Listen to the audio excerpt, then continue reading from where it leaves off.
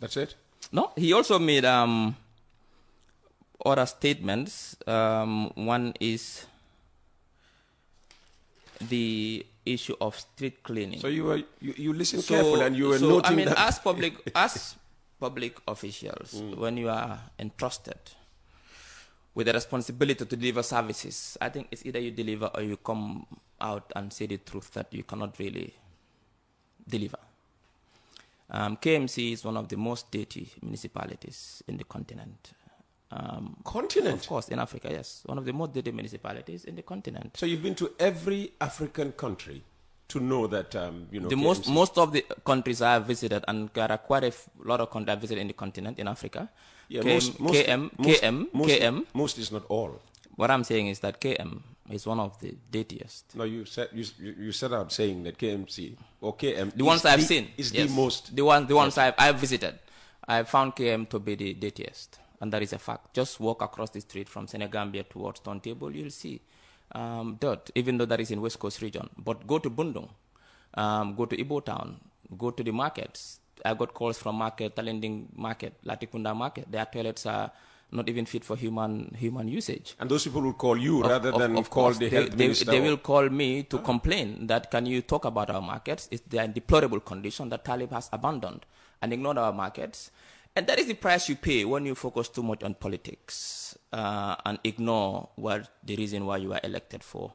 I think the young man is focusing too much on politics. That is why he's going around making false statements and trying to mislead the public, which we think is not good politics. But also he talked about how we have ignored farmers. What we have spent... Just before you address the farmer thing, I think you would accept, though, that Talib has done much better with waste management in KM than anyone before him. For the very few people... KM may still be dirty, but it is a lot cleaner than the KM he inherited. Well, I don't agree with that. Yes. I live in KM. I still have issues with waste. I go to KM every day, but I don't think so. I think what I know is that the few people that they are, how do you call it, some of his friends and family are benefiting from the Malit project, but not the general populace. So obviously, that is the fact.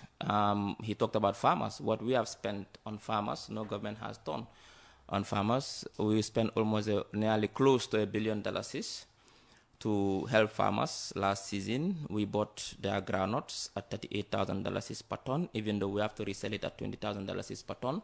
It means that we subsidize $18,000 per ton. We bought the price of fertilizer per bag, $2,600 almost, and we resell it to farmers at $1,150, losing by almost $1,500, which is subsidized.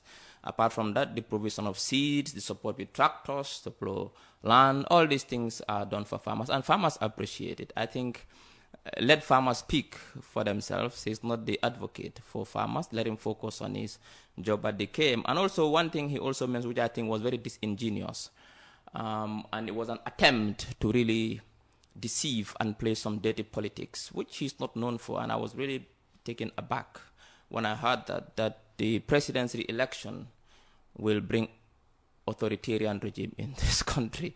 That was a very, very disingenuous, very dishonest, very bad statement, very tasteless statement. We know currently that the KM has been turned into a dynasty. This tells us that a guy like that, if he's given the presidency... Dynasty how? Of course, it's a family business. Who else is there from his family? That's not my job to say, but I know that it's a family business. Don't say it. You just said it. If it's not your business to say, why are you saying it? I'm saying it because that is the fact. But it's not my to go into the specifics. What I can tell you is that someone like that, if given a country, will turn this country into a dynasty. It's going to be a family affair. And Gambians are not sleeping. You can't prove your dynasty claim because you can't name... any relative of Talib's. I don't want to name. That's working with him or under him at this moment. I can't name and don't want to name are two different things. What I know is that there are tendencies that a guy like that, if given the chance to govern this country, will transform this country into a dynasty. And that is a fact. And we know what is happening.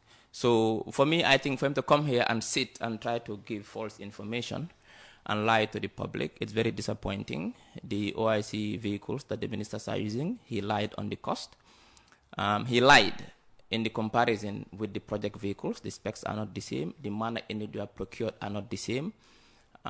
Totally different. But also the numbers, he also got the numbers wrong. Whoever is giving him information, if he is paying that guy, he should go back and get his money back, or he should sack that guy as his main intel officer, because that guy is clearly misleading the young man.